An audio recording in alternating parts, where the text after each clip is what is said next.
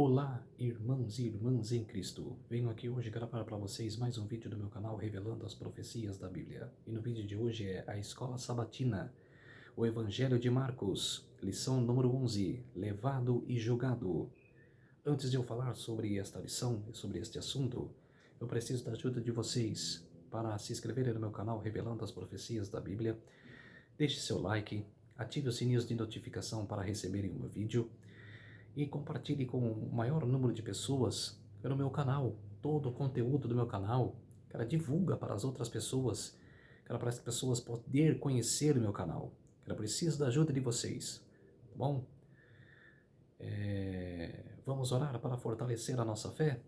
Querido Deus e Pai, muito obrigado por este dia do Senhor, meu Deus, que começou hoje ao pôr do sol e que termina amanhã ao pôr do sol, o sábado do Senhor. Por isso, meu Deus, venho aqui hoje gravar este vídeo, gravar essas palavras do Senhor, meu Deus.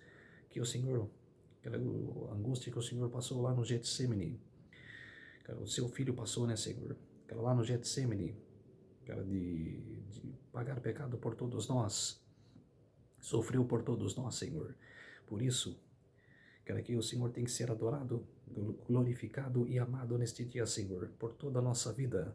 Por isso, meu Deus, vim aqui hoje para, quero ensinar essa lição para todos, para deixar esse legado para todos. Preciso da ajuda do Senhor, meu Deus.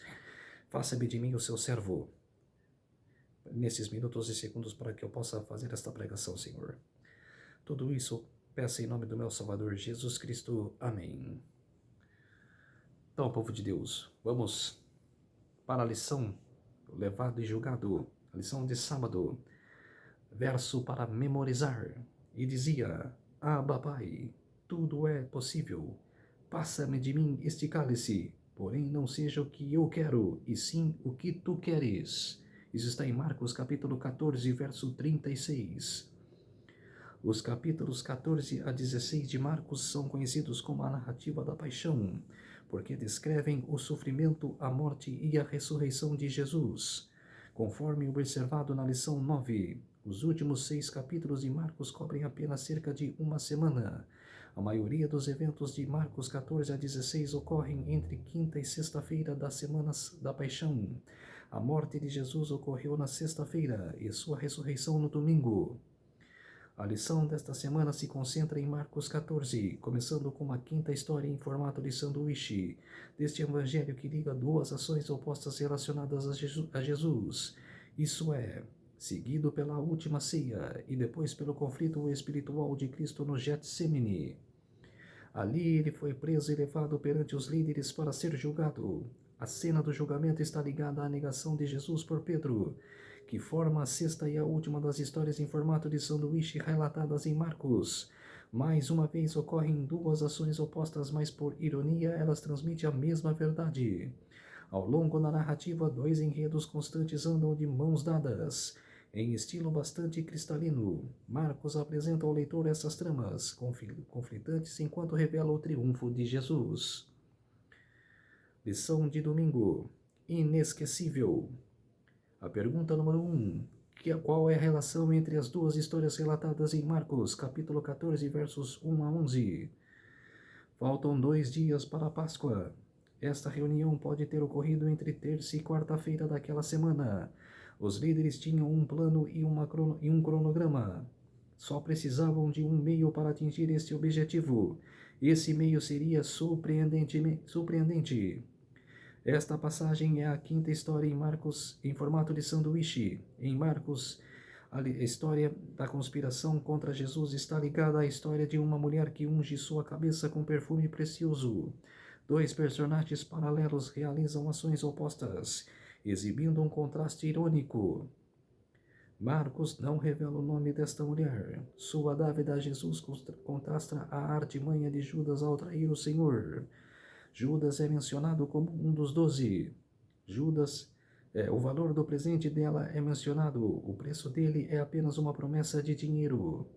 Nenhuma razão é dada para a mulher ter feito isso, mas os convidados do jantar ficaram horrorizados com o que consideraram o desperdício de quase um ano de salário ao derramar o perfume sobre Jesus. O Senhor, porém, a defendeu, dizendo que o ato dela seria incluído na pregação do Evangelho em todo o mundo. Em memória dela, seria algo inesquecível. Os 4 evangelhos contam essa história de uma forma ou de outra, provavelmente por causa das palavras de Jesus em memória do seu feito. A traição de Judas também foi inesquecível. Marcos dá a entender que a motivação dele foi a ganância. O Evangelho de João deixa isso explícito. João capítulo 12, versos 4 a 6. Marcos faz um trocadilho com a palavra bom para ilustrar que 2 motivações ou tramas diferentes estavam em jogo nessas histórias. Em Marcos 14, 6, Jesus chamou a ação da mulher de boa, que em grego se chama kalon, que também pode ser traduzida como bela. Depois ele disse que sempre podemos fazer o bem para os pobres, e chamou a ação da mulher de parte do evangelho, que significa boas novas. Por último, em Marcos 14, 11, Judas procurou uma boa ocasião para atrair Jesus. Este jogo de palavras indica que a conspiração humana para destruir o Messias se tornaria parte da história do Evangelho, porque estava cumprindo a vontade de Deus ao dar o seu Filho para a salvação da humanidade. Pergunta no rodapé. Como Romanos 8:28 ajuda a explicar esses acontecimentos? Vamos abrir em Romanos, capítulo 8, o verso 28. Romanos, capítulo 8, verso 28. Como que esse texto nos ajuda a explicar esses acontecimentos? Capítulo 8, verso 28. O capítulo chama A Intercessão do Espírito. Sabemos que todas as coisas cooperam para o bem daqueles que amam a Deus, daqueles que são chamados segundo o seu propósito. Porquanto aos que de antemão conheceu, também os predestinou para serem conformes à imagem de seu Filho, a fim de que ele seja o primogênito entre muitos irmãos. E aos que predestinou, a esse também chamou. Aos que chamou, a esses também justificou. Aos que justificou, a esses também glorificou. Quer dizer, não só ali, era o verso 28, ali do 28 ao 30. Ele explica que Deus ama a todos nós. Ele explica que ele morreu por todos nós, por nossos pecados. Por isso que a gente não pode jogar essa salvação no lixo, como vive no mundo de hoje. Aquelas pessoas vivem jogando a sua salvação fora. Pecam e não pedem perdão. O cara vive pecando, o cara vive blasfemando, o cara vive em orgias, o cara vive nesse mundo, o cara pecaminoso, o cara não está nem aí para ler uma Bíblia, não está nem para a palavra de Deus. Você quer jogar sua salvação fora? Por isso que tem o livre-arbítrio. Mas você quer isso para a sua vida? Quer ter a morte eterna? Quer não ir para a Nova Jerusalém, viver junto com Cristo? Não, você não quer? Você quer ter a morte eterna, não existir mais?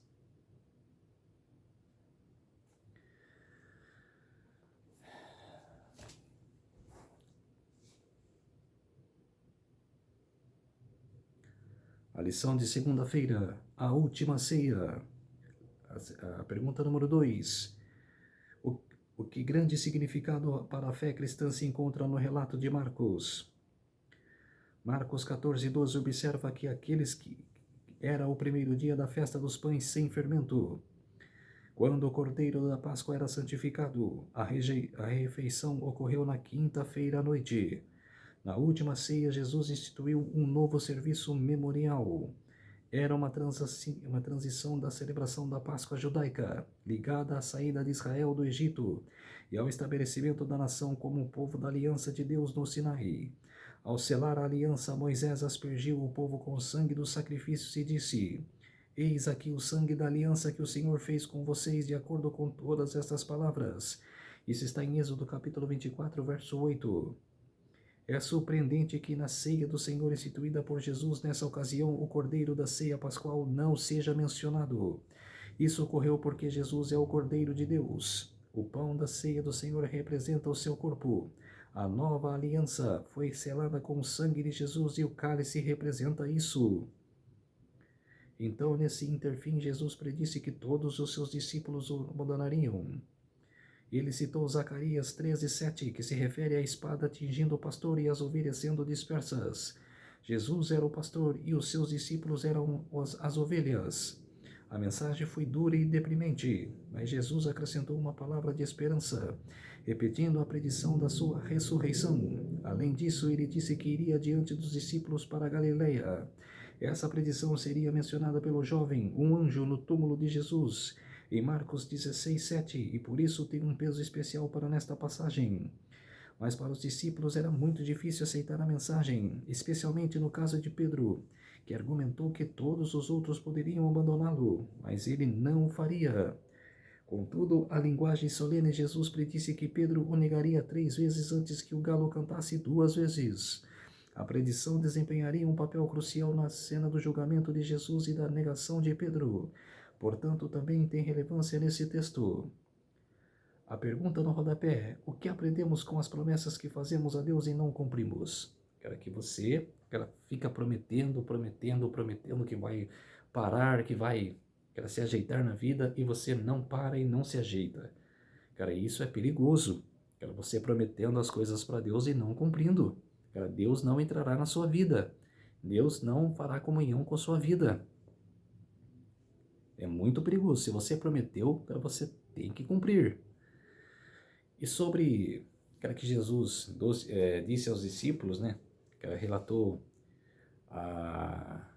o relato de Moisés, de Zacarias. Jesus era que conversava com os profetas. Era Jesus que conversava. Nos relatos dos textos fala, um anjo desceu para conversar com Moisés na sarça ardente. Era Jesus. Na Torre de Babel, eu desci para ver o que aquela nação estava fazendo. Quer dizer, é Jesus. Jesus era um intermediador. Ele fazia o papel do Pai. Ele e o Pai é um. Ele não disse, eu e o Pai somos um. Quer dizer, ele fazia a função de conversar com os profetas. Quem conversou com Abraão? Foi Jesus. Jesus que fez a promessa para Abraão, que seria uma grande nação. Quem conversava com Jacó? Quem conversava com todos os profetas era Jesus.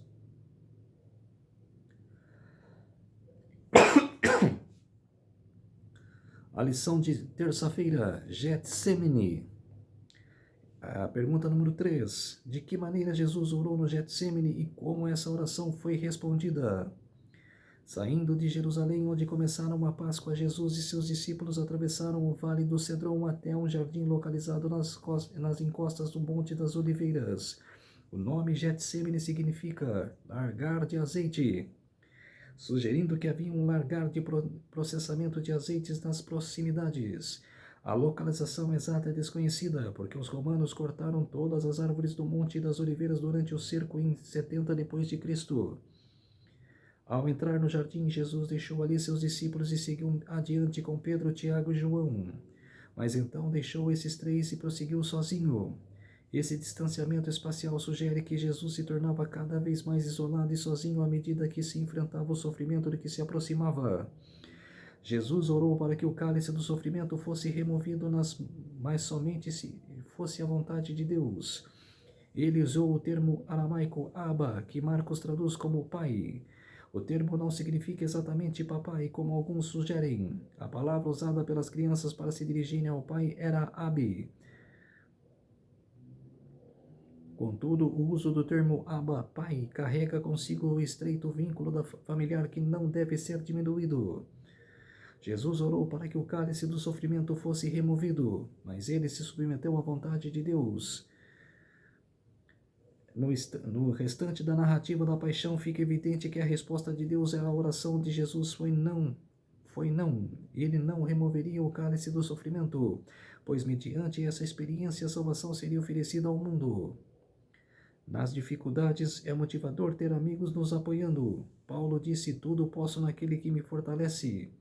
Isso está em Filipenses capítulo 4, verso 13. Mas às vezes nos esquecemos do verso seguinte: no entanto, vocês fizeram bem, associando-se comigo nas aflições. Filipenses capítulo 4, versos 14. Era isso que Jesus desejava no Getsemane. 3 vezes ele foi buscar conforto dos discípulos e 3 vezes eles estavam dormindo. No fim, Jesus os despertou para irem com ele e enfrentarem a provação. Ele estava pronto, mas eles não. Quer dizer, Jesus por 3 vezes exclamou para o Pai: passa-me de mim esse cálice. Não é pela minha vontade, mas pela vontade do Senhor, meu Pai. E o céu ficou, como eu disse, como eu preguei no Desvendando Apocalipse, que era no vídeo passado, era cerca de meia hora em silêncio no céu. Meia hora ficou silêncio no céu. Ficou aquela tensão. Moisés, Elias e Enoque ficaram numa atenção danada. Que se Jesus desistisse ali, Moisés, Elias e Enoque teriam que descer para a terra de novo, porque eles foram agraciados, em vida, para subirem no céu, para fazer parte do céu, orar com Jesus. Porque Elias significa os ressuscitados vivos, no dia da volta do Senhor.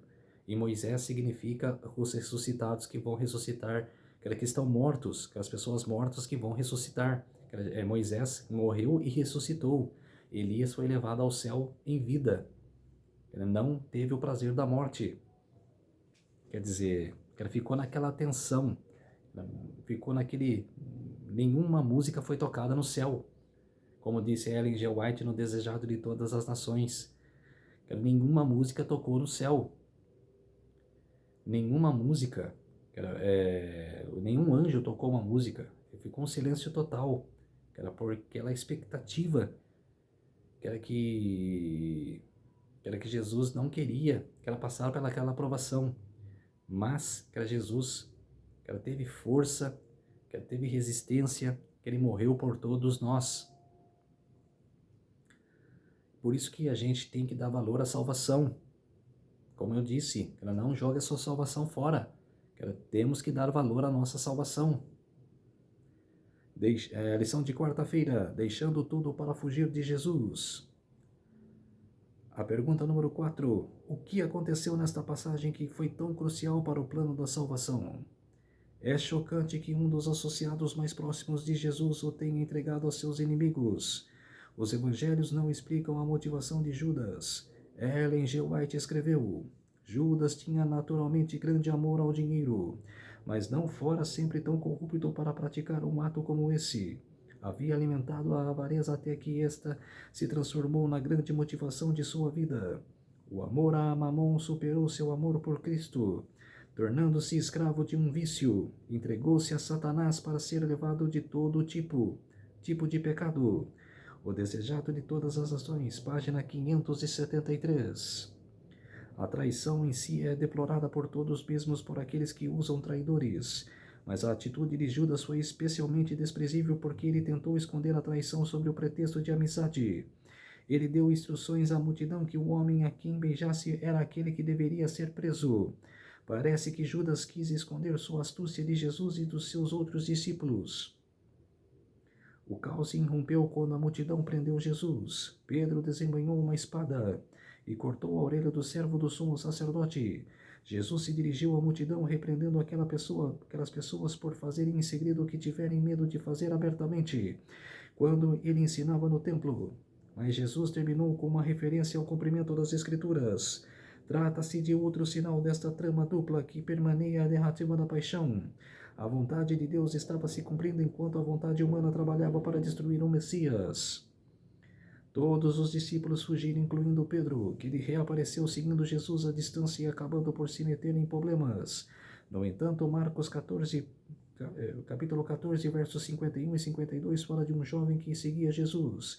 Um relato encontrado apenas em Marcos. Alguns pensam que era o próprio Marcos, mas isso é improvável. É notável que ele fugiu nu. O jovem, em vez de deixar tudo para seguir Jesus, deixou tudo para fugir de Jesus. O comentário aqui no rodapé, a pergunta no rodapé: ser escravo de apenas um defeito de caráter levou Judas a trair Jesus. Isso foi terrível. O que isso deve nos dizer sobre odiar o pecado e pela graça de Deus vencê-lo? Quer dizer, o que a gente tem que fazer para vencer o pecado? Não pecar mais. Abandonar de vez os pecados. Abandonar de vez a vergonha, que é pecar. E mais vergonha ainda, se você não declara, se você não se arrepende, se você não expõe o seu pecado a Deus. Se você não se ajoelha no chão e pede perdão, você não terá salvação, você não será escrito no livro da vida. Por isso, toma cuidado. A lição de quinta-feira: quem é você? A pergunta número 5: como Jesus reagiu a esses acontecimentos? E como Pedro reagiu? Que lições podemos aprender com as diferenças? Marcos capítulo 14, versos 53 a 59, descreve Jesus sendo levado ao sinédrio e a primeira parte do julgamento. Foi um exercício de frustração. Repetidas vezes os líderes tentam fazer o que a sua acusação contra Jesus fosse validada. O escritor do Evangelho observa que o testemunho era falso e que os relatos das testemunhas não concordavam entre si. O sumo sacerdote se dirigiu a Jesus. A princípio, ele não respondeu. Mas então o sumo sacerdote o colocou sob juramento e perguntou se ele era o Messias. Jesus admitiu que era o Messias e citou Daniel capítulo 7, versos 13 a 14, que se refere ao Filho do Homem sentado à direita do céu, à direita de Deus e vindo com as nuvens do céu. Isso foi demais para o sumo sacerdote, que rasgou as vestes e clamou pela condenação de Jesus, o que o concílio autorizou imediatamente. Humilharam Jesus e cuspiram nele. Então venderam seu rosto, bateram nele e pediram-lhe que profetizasse. Quer dizer, esse relato aqui que Jesus falou que o Filho do Homem está sentado à direita de Deus e vindo com as nuvens do céu, isso será na ressurreição especial em Daniel capítulo 12, verso 2. A ressurreição especial. Ressurreição especial que será para os salvos que acreditaram das 3 mensagens angélicas, que vão vir para acalmar o povo santo, para a angústia de Jacó, e Anás, Caifás e todos os soldados romanos que participaram da morte de Jesus vão ressuscitar para ver a vinda do Filho do Homem. Que Jesus disse aqui para o sumo sacerdote Caifás, que acontecerá na ressurreição especial. Que eles vão acordar para ver quem eles mataram, quem eles crucificaram.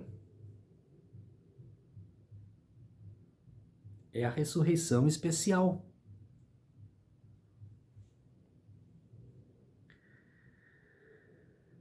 E Apocalipse 1:7, todo olho verá, até aqueles que me ultrapassaram, quer dizer, que ultrapassaram com a espada, que mataram Jesus.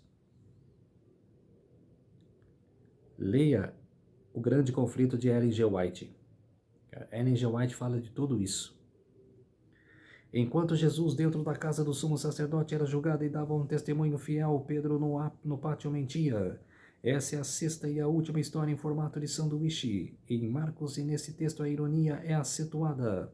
2 personagens paralelos, Jesus e Pedro, realizaram ações opostas. Jesus deu um testemunho fiel, Pedro um testemunho falso. 3 vezes Pedro foi abordado por um servo ou por um espectadores, e 3 vezes negou sua ligação com Jesus, chegando a amaldiçoar e jurar. Neste momento, um galo cantou pela 2ª vez e Pedro subitamente se lembrou da profecia de Jesus que lhe negaria o Senhor 3 vezes naquela noite. Ele desmoronou e chorou. Aqui está a ironia. No fim do seu julgamento, Jesus foi vendado, espancado e ordenado a profetizar.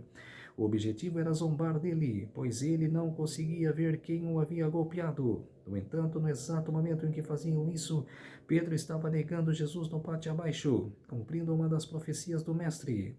Consequentemente, ao negar Jesus, Pedro mostrou que Jesus é o Messias. A pergunta no rodapé: o que você diria a alguém que, embora queria seguir Jesus, às vezes não consegue fazê-lo?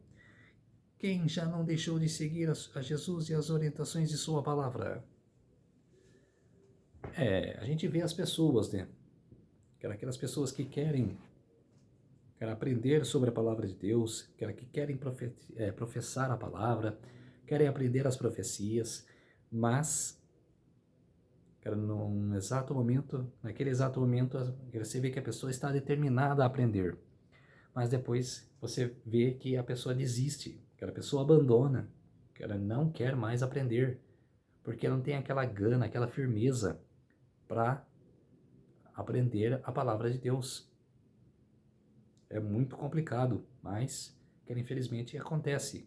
Tem muitas pessoas que seguem aprendendo, que seguem firmes, que eram pregadores da palavra, que estão pregando aí nas igrejas, que a gente fica feliz de ver, mas tem pessoas que desistem, que infelizmente isso acontece. Lição de sexta-feira, estudo adicional.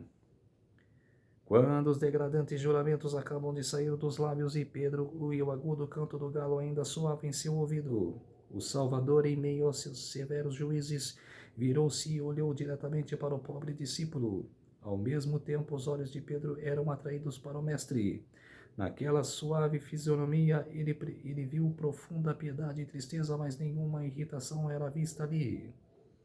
Contemplar aquele rosto pálido e sofrer aqueles lábios trêmulos, e aquele olhar amável e cheio de perdão atravessou como uma flecha no coração de Pedro. Sua consciência foi despertada, sua memória foi ativada. O discípulo se lembrou de sua promessa feita poucas horas antes, de que iria com seu Senhor à prisão e à morte. Lembrou-se a sua tristeza quando no cenáculo Cristo lhe dissera que ele negaria o seu Senhor 3 vezes naquela mesma noite.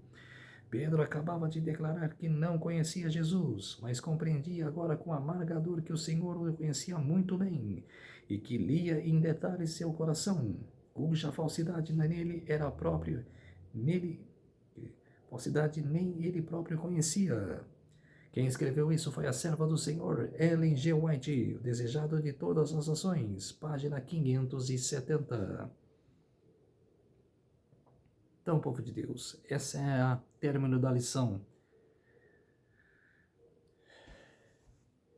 É o término da lição número 11, da Escola Sabatina, do Evangelho de Marcos.